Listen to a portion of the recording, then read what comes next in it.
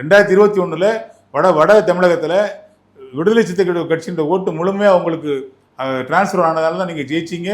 உங்களுடைய ஆட்சி எங்களால் தான் அமைஞ்சதுன்னு நாங்கள் சொல்லலை, நீங்கள் சொல்லியிருக்கிறீங்க. முன்னாள் முதலமைச்சர் தளபதி மு.க. ஸ்டாலின் அவர்கள் எங்களுடைய மேடையில் இன்னும் அவர் சொல்லியிருக்காரு, விடுதலை சிறுத்தைகள் கட்சியினுடைய பங்களிப்பு, தலைவர் எழுச்சி தமிழருடைய பங்களிப்பு, அவங்களுடைய ஓட்டு வங்கி எங்களுடைய ஆட்சி அமைக்கிறது காரணமாக இருந்ததுன்னா அது மிக இல்லைன்னு அவரே சொல்லியிருக்கிறாரு. அடுத்த ஆட்சியில் உங்களுக்கு ஆட்சி கைமீறி போச்சு அப்படின்னு சொன்னால் நீங்கள் விரக்தியில் என்ன பேசுறது தெரியாமல் பேசுறது எப்படி சரின்னு ஏற்றுக்க முடியும்? குளத்தூரில் எதுக்காக தோத்தாரு?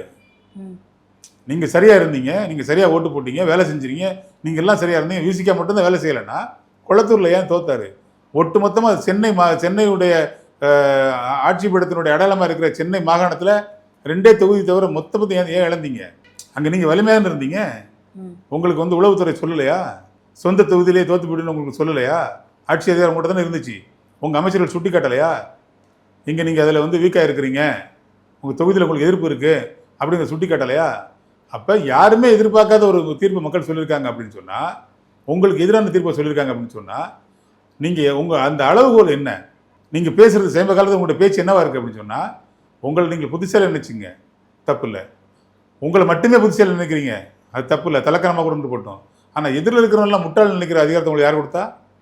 அது என்ன தற்குறி?